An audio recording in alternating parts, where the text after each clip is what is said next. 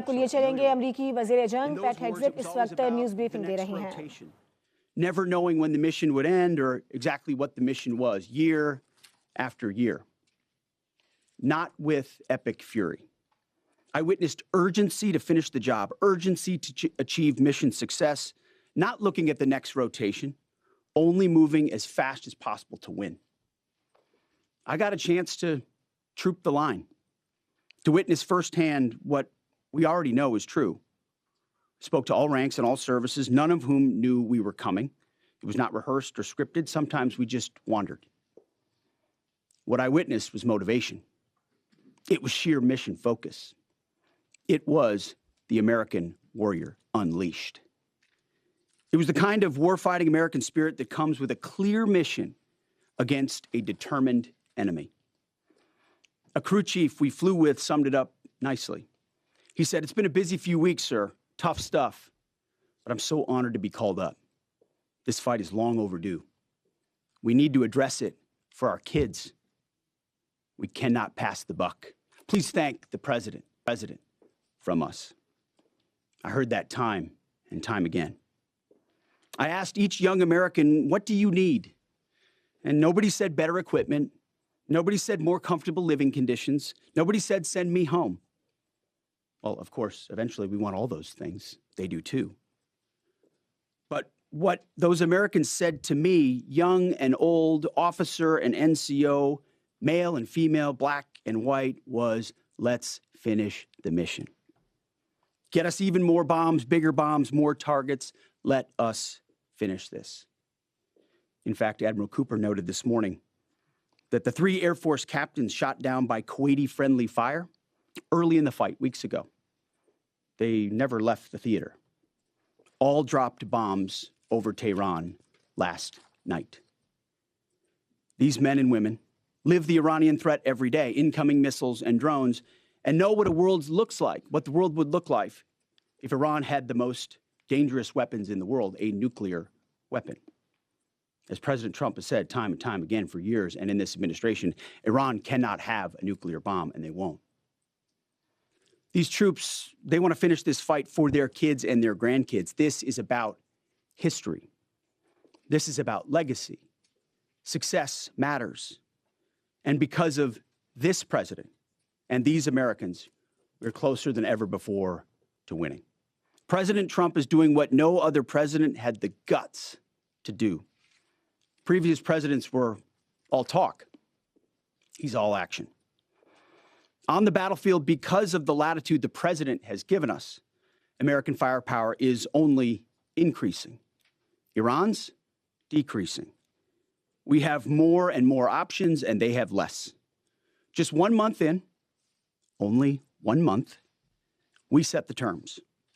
The upcoming days will be decisive. Iran knows that, and there's almost nothing they can militarily do about it. Yes, they will still shoot some missiles, but we will shoot them down. Of note, the last 24 hours saw the lowest number of enemy missiles and drones fired by Iran. They will go underground, but we will find them. We recently destroyed another one of their command bunkers. Leaders forced to flee, no water, no power, no oxygen, no command and control. Their faith in their caves diminishing. The latest intel is clear out of CENTCOM. Our strikes are damaging the morale of the Iranian military, leading to widespread desertions, key personnel shortages, and causing frustrations amongst senior leaders. Just last night, we had 200 dynamic strikes alone. Dynamic strike is a strike where a pilot leaves, and during their flight, they get a new target set based on real-time intel given to them. A new launcher, a new location, a new troop formation. A dynamic target is one that changes while you're in the air because of improved intelligence. 200 dynamic strikes alone, in addition to the pre-planned targets. The video the president posted last night of Esfahan, an ammo depot struck by U.S. bombers. You see, you don't get to see many of those videos because, as a reminder, Iran has still shut off the internet to 99.9% of its population. But if Iran is wise, they will cut a deal. President Trump doesn't bluff, and he does not back down. You can ask Khamenei about that.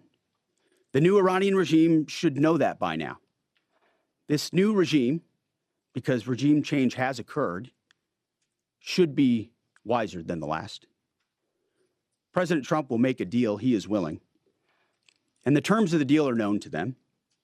If Iran is not willing, then the United States War Department will continue with even more intensity. Standing here this morning in this briefing room, in my mind's eye, I'm actually looking out at the groups I met this weekend. The pilots, the logisticians, the intel analysts, the targeters, the sustainers, the flight crews, the air defenders, the base security, those maintainers who we walked up at sunset with the chill in the air on the flight line. May God watch over all of them, each day and each night. May his almighty and eternal arms of providence stretch over them and protect them and bring them peace. In the name of Jesus Christ, and amen. Mr. Chairman, over to you. Thank you, Mr. Secretary, and good morning, everyone, and thank you again for being here. As operations continue, I remain deeply grateful for the service and determination of 2.8 million members of our joint force, each of whom are serving something greater than themselves. Every day, those deployed, and in many cases, those at home who are deploying forward, and bomber pulses and others put themselves in harm's way, and we owe them a deep debt of gratitude. I remain especially grateful for our fallen who gave the ultimate sacrifice. We'll never forget their valor and their determination to do something greater than themselves. And each day we continue to earn what they've given to us. This morning, I want to share that yesterday the Joint Force had the honor of participating in the burial of Colonel Clarence Emil Bud Anderson, who passed away in May of 2024 at the ripe old age of 102. He was laid to rest in Arlington Cemetery yesterday morning alongside his wife of 70 years, Eleanor, who he married on February 23rd, 1945. She passed away in 2015 at the age of 92. Bud, yesterday, a legend to our Air Force and fighter pilots everywhere, was honored with a combination flyby of F-35s and a four-ship of P-51 Mustangs. He was one of the most prolific flying aces of World War II and the highest scoring P-51 ace with 16 and a quarter kills in his squadron and in his group. And he served from 1942 to 1972, and his last combat tour was flying F-104 Thunder Chiefs over North Vietnam. For anyone that had the chance to meet Colonel Anderson, you knew what an incredibly special man he was. And that's true for each and every one of our World War II vets who become fewer and fewer with each passing day. They are the greatest generation and give us the gift of an incredible example as we execute Operation Epic Fury today. And Colonel Anderson, we mourn for your loss and remember that smile on the right side as you went out to do our nation's business. I'd like to now share an operational update. Our Joint Force continues to focus on our military objectives as we systematically continue to degrade and destroy Iran's ability to project power and threaten stability beyond its borders. First, the Joint Force continues to destroy Iran's ballistic missile and UAS capabilities. We remain focused on interdicting and destroying the logistical and supply chains that feed these programs. And this remains a truly joint effort prosecuted around the clock from air, land, sea, space, and cyberspace. Long-range bombers from U.S. Strategic Command are coordinating with tactical fighter aircraft from our Joint Force launched from bases around the region and the continental United States, while simultaneously Navy fighters from the sea and sailors continue to project power from the sea, while Army and Marine artillery units continue to execute long-range precision fires deep into enemy territory against high-value targets. Meanwhile, on the defense side, our Army and air defenders and aviators, as the Secretary talked about, remain vigilant, forming a shield to protect our forces and our partners, intercepting missiles and drones. Together, we continue to deliver precision strikes against key manufacturing nodes, component storage sites, research facilities deep within Iranian territory. And over the past 30 days, we've struck more than 11,000 targets. Given the increase in air superiority, we've successfully started to conduct the first overland B-52 missions, which allow us, as we've said before, to continue to get on top of the enemy. And as the Secretary talked about, switch towards more and more dynamic targets, servicing mobile targets around the battle space. We've continued to do the work against Iran's missile, drone, and naval production facilities, and we continue the multi-domain pressure that we've talked about. Second, on the Navy front, we continue to assert dominance over the Iranian Navy. We remain focused on targeting their mine-laying capability, their naval assets, and we've now, as I mentioned briefly last time, started to work attack helicopters and other close air support assets into the naval domain. CENTCOM continues to identify and work against naval depots and storage areas. And we've taken out, again, more than 150 ships, including all Jamaran-class frigates inside their Navy. Third, we continue to prosecute our campaign against our defense industrial base at scale. This includes factories, warehouses, nuclear weapons research and development labs, and the associated infrastructure required for Iran to reconstitute its combat capability. I'd like to continue my theme of highlighting the incredible contributions of Americans to our joint force. Today, I want to talk a little bit about a different front line, a line that doesn't have bunkers or guard posts, but is just as critical to our nation's security, our National Assembly lines. Today, I want to recognize a group of Americans who live at the beginning of our nation's combat power, the Americans who actually make our weapons, both inside our defense industrial base, but even more broadly inside our national industrial base. In every military option, we could not and cannot do our jobs without the men and women across our country who show up every day around the clock to a factory floor, a workshop, a laboratory, who build the weapons and capabilities we need to project American combat power at the time and place of our choosing. These great Americans, and I've had a chance to spend some time with them when I was in the private sector, are the core of American combat power.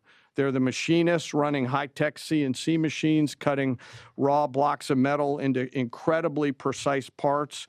They're the assembly workers painstakingly taking a kit of parts and turning that into a complex guidance system or precision munition or a rocket motor or building a jet or submarine. Or they're quality assurance technicians who ensure that when a warfighter pulls a trigger, the weapon works every time. This can be and is tough and gritty work. It's not a quiet office and a desk with paper, and there's nothing wrong with that, but this is exactly the way this group of Americans likes it. I know this. I've seen it myself, and I remain deeply honored by that gift. It's often loud and dangerous work, demanding, requires absolute focus for hours at a time with deep commitment to get it right every single time.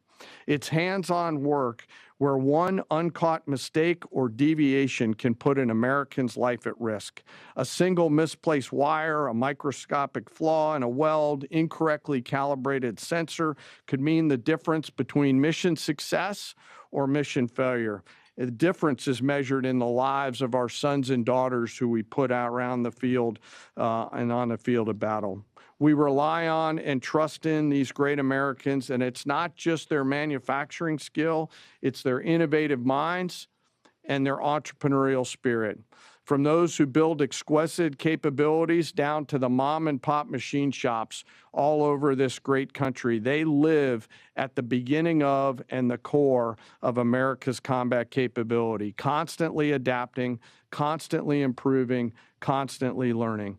And there are examples of this throughout history and current days, to include building things like the F-117 stealth fighter, the B-2 stealth bomber, making our combat capability undetectable over the enemy, to today's B-21 and F-47. It's work like in the shipyards of the East Coast and Northeast side of the United States that go out and build America's nuclear submarines that allow us to patrol around the world at the time and place of our choosing. These innovators, these workers, these incredible Americans don't get the same glory as a fighter pilot returning to a carrier deck at night or an artilleryman sending rounds downrange, and yet they show up every single day, and without them, we could not do the work that we are tasked to do. 24/7, they build the tools that we need to do our business. The skill, the commitment, the patriotism, the dedication poured into every piece of combat capability and hardware is seen and felt out at the edge of the force, as the Secretary talked about those young bomb builders out in the desert that he had the chance to see. You can see it, you can feel it, and it's real, and we're deeply grateful. So to the American workforce out there, both inside our defense industrial base and in our national industrial base, thank you on behalf of the Joint Force. We carry the weapons that you build. We rely on the systems that you create, and the distance from that factory floor and that assembly line to the front line is incredibly short. Thank you. Keep it up. And to our adversaries out there, I remind you to beware of the American workforce. We continue to press forward in our military objectives. The Secretary and I remain deeply humbled by the spirit, tenacity, commitment, and grit of our 2.8 million member strong joint force. I want to, as always, thank the force and their families, and as always, remember our fallen. We carry with them and their names every day. Sir, I'll turn it back over to you. Well, thank you, Mr. Chairman. Two things. He didn't note it, but in memory of Colonel Bud Anderson, the chairman himself flew his F-16 to honor him recently. And thank you for highlighting the defense industrial base, the arsenal of freedom. It's worth noting no one has rebuilt that defense industrial base faster and with more purpose than President Trump in his first term. And now we're rebuilding the arsenal of freedom. Our defense industrial base is more vibrant today than it's been since World War II and growing rapidly. Contrast that with Iran, whose defense industrial base is nearly completely destroyed.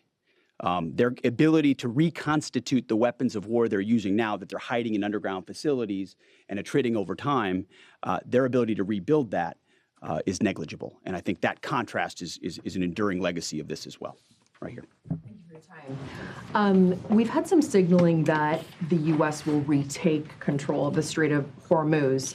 At that point, what military posture will be imposed to guarantee safe passage for our allies, deter our enemies, and demonstrate U.S. dominance in the region? And also, can you speak to how much America's adversaries, Russia, China, North Korea, how much they're supporting Iran's war machine at this point with arms and intelligence, and what we are militarily doing to punish the enemy coalition? Appreciate both questions. On the Strait of Hormuz, there are many more vessels flowing through today than there were, as the president has arranged. The president's been clear to Iran, open it for business, or we have options, and we certainly do. And when you look at what the chairman laid out with the Navy industrial base, with coastal cruise missiles, with UAVs, with counter-mine capabilities, we've been focused from the beginning on attriting and defeating those capabilities and limiting their options. There's lots we're doing as well, some of which is known, some of which is not known, to set the conditions. And I think the president was clear this morning in his truth that there are countries around the world who ought to be prepared to step up on this critical waterway as well. It's not just the United States Navy. Last time I checked, there was supposed to be a big bad Royal Navy that could be prepared to do things like that as well. So he's pointing out this is an international waterway that we use less than most, in fact, dramatically less than most. So the world ought to pay attention to be prepared to stand up. President Trump's been willing to do the heavy lifting on behalf of the free world to address this threat of Iran. It's not just our problem set going forward, even though we have done the lion's share of preparation to ensure that that strait will be open, which is an outcome the president's been very clear on. As far as Russia and China, we know exactly what they're doing, what they are or are not doing. We don't have to air publicly what all of that is, but where necessary, we're addressing it, we're mitigating it, or we're confronting it head on. I don't know if you have anything you want to add. No, sir. I think you covered it. Do you Right here. Timeline for operability in the Strait? Thank you, Mr. Secretary. David Zier, Real America's Voice. And I witnessed that enthusiasm on the lines and our submarine builders and the ironworks. It's unbelievable. But I just wanted to ask you, what's the status of the delivery of any hardened bunkers for additional protection for our troops? And without getting too specific, what kind of measures are we taking to protect some of the larger, more strategic aircraft like the Sentry and other? Well, it's a great question. I'll say what I witnessed where I went was a completely locked-in discipline of bunker use and bunker improvement. So from the beginning, as we stated very clearly, the first thing we did was set up a defense and make sure our defensive capabilities were maxed out before any of this even started. That included fortifications as much as possible, but it also included disbursement. If all of our people are in one place, you could imagine why that's a big problem. So dispersing is part of that defeat. Alongside that disbursement is more and more bunkers. And I can tell you, talking to base commanders, talking to our allies in Israel, talking to others, rapidly fielding that and then improving those positions is a theater priority, no doubt, as are the air defenses. And the layered air defenses, it's not just Patriots and THAADs, it's fighters and defensive caps, it's other kinetic defeat systems, it's electronic warfare. So the defense of our troops and our assets is max. I will say on some of those other assets you talked about, air wings, airframes, there's some things adversaries are doing to provide info and intel that they shouldn't. We're aware of it. And ultimately, we move things around and don't. One of the biggest principles you learn in the military is to not set patterns, predictable patterns. And so commanders are working hard to adjust in real time with those systems and make sure they're in the right places and not easily targetable. Jillian.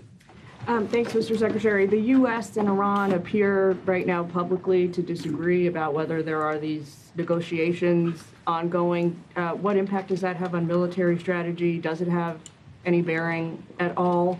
And General, the president wrote yesterday that the U.S. might destroy Iran's electricity generating plants and oil wells. Those are his words before ending this operation. Is there a way to do either of those things without, like, seriously jeopardizing or seriously harming civilians? So on the talks, I can tell you, having been with Steve and Jared and the vice president and Marco and many others yesterday, they are very real. They are ongoing. They're active and I think gaining strength. And we appreciate that. As I said in my remarks, we would much prefer to get a deal. If Iran was willing to relinquish material they have and ambitions they have, open this, great. That's the goal. We don't want to have to do more militarily than we have to. But I didn't mean it flippantly when I said, in the meantime, we'll negotiate with bombs. Our job is to ensure that we compel Iran to realize that this new regime, this regime in charge, is in a better place if they make that deal. And so we'll continue. We're working hand in hand, but the primary effort is a deal. We want that deal to be accomplished if at all possible. If not, then we're prepared to continue. Secretary, what happened at Go ahead, Mr. Chairman. Yeah. Thanks for the question. We're always thinking about those considerations and develop options to be able to mitigate those risks pursuant to the normal practices that we do in the military. So, Thank you, Mr. Secretary. I know you slightly addressed this already, but just on the Strait of Hormuz, is opening the strait an essential objective to Operation Epic Fury, or is that the job of those other countries? And then secondly, without asking you to comment on things that you can't talk about, what is your message to Americans who love the president and strongly believe in him, but are very worried about this notion of boots on the ground? Well, first on the Strait of Hormuz, our core objectives from this podium, from day one, from me, from the chairman, from the president, from the vice president, from Secretary Rubio and others have been clear. Defense missile production and missile programs, so their entire missile program, defense industrial base and production ability to build, and Navy and power projection. So those have been, and then of course, wrapping it all is Iran's never going to have a nuclear weapon. So those have been very clear. Defeating the Navy is a core part of ensuring they can't project that kind of power.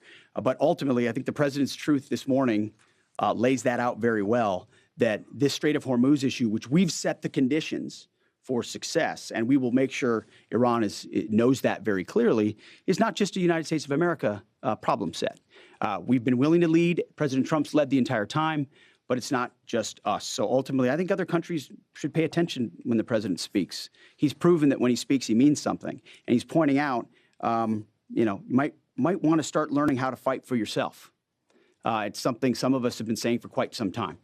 You can't just have flags. You have to have formations. You can't just have a few ships. You have enough to affect change. Those things matter in a dangerous world with ascendant adversaries. That's why the chairman's talking about our industrial base. That's why we're launching the Arsenal of Freedom tour to revive our defense industrial base. President Trump doing it in a way that nobody else has.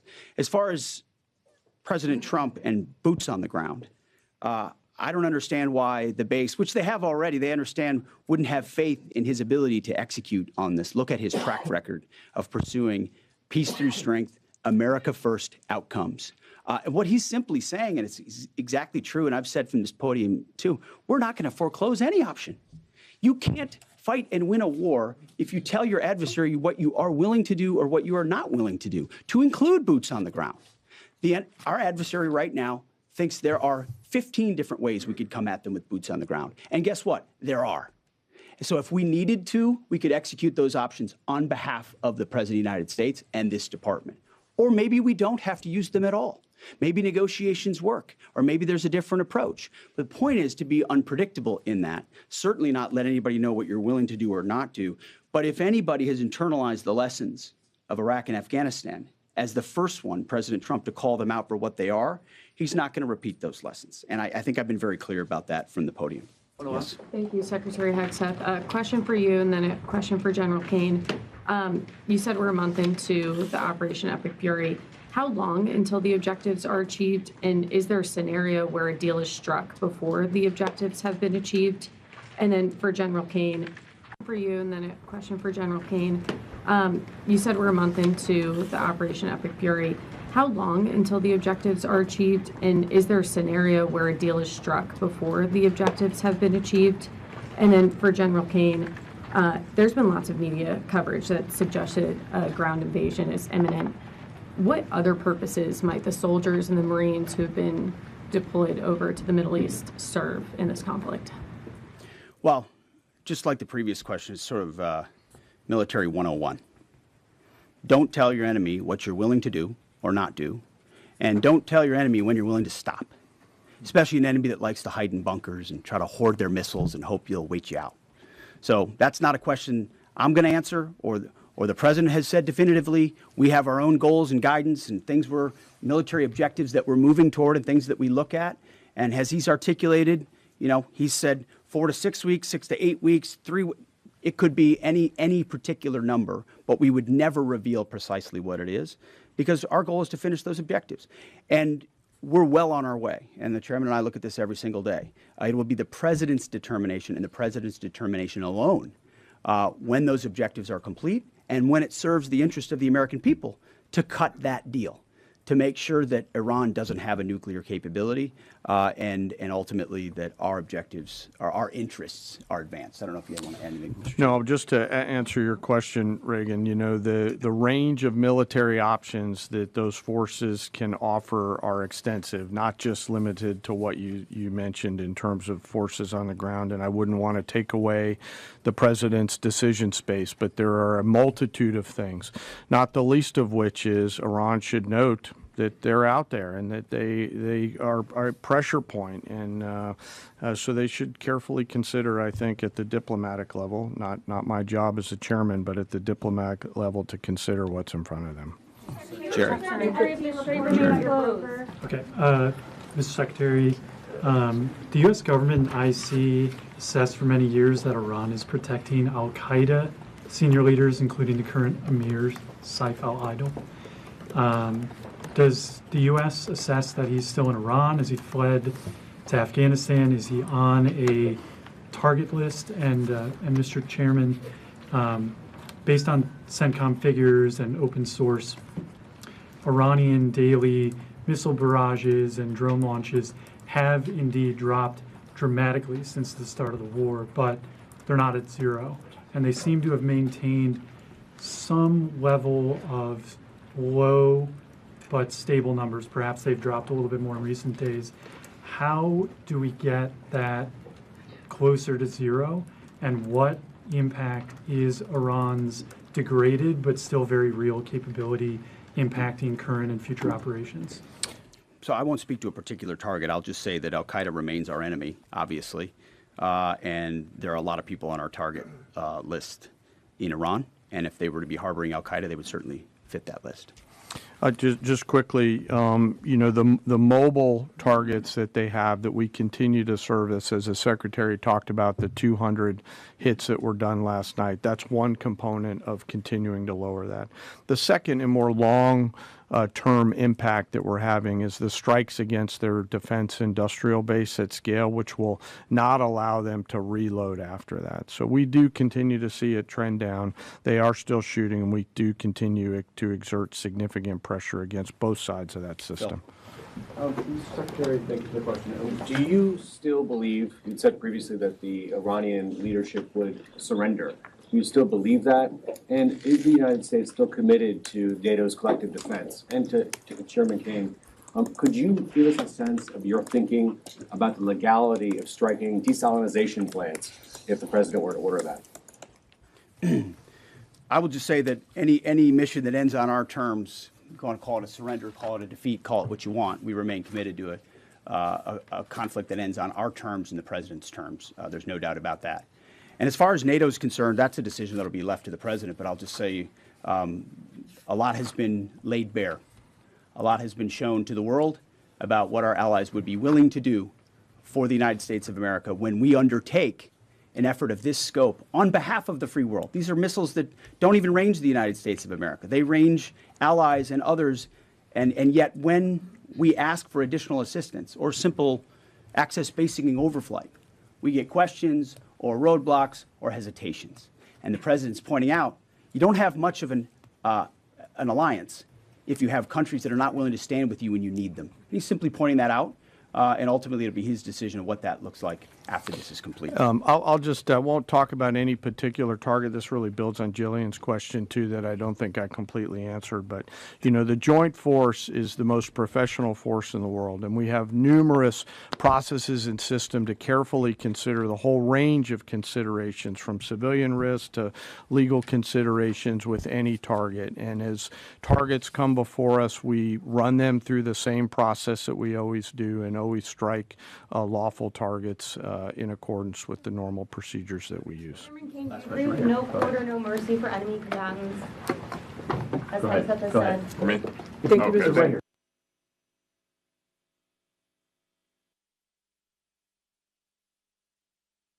Development. We stand right there next to our negotiating team, always willing and prepared to put them in an even better position. Thank you very much. Appreciate it. Thank you. Thank you. So you were listening there. आने वाले दिन Iran के लिए फैसला कुन होंगे। अगर Iran deal नहीं करना चाहता तो अमेरिका मजीद सख्त हमले करेगा। ये कहना है अमेरिकी वजीर जंग पीट हेग्सेथ और उनके साथ जनरल केन ने अहम न्यूज़ कॉन्फ्रेंस की है। उन्होंने ये भी कहा कि आने वाले दिन ईरान के लिए फैसला कुन होने जा रहे हैं। ईरान की फ़ज़ाई हुदूद में कार्रवाइयाँ की जा रही हैं, भरपूर ताकत के साथ ईरान के अंदर हमले कर रहे हैं। उन्होंने ये भी बताया कि हफ्ते को मशरिक़ वस्ता में अमरीकी फ़ौजियों से अहम मुलाकात भी की है। ईरान कुछ मिसाइल फायर कर सकता है मगर हम उन मिसाइलों को गिरा देंगे। उन्होंने ये भी कहा कि हमारे तैयारे ईरान में फ़ौजी कार्रवाइयों में मसरूफ़ हैं।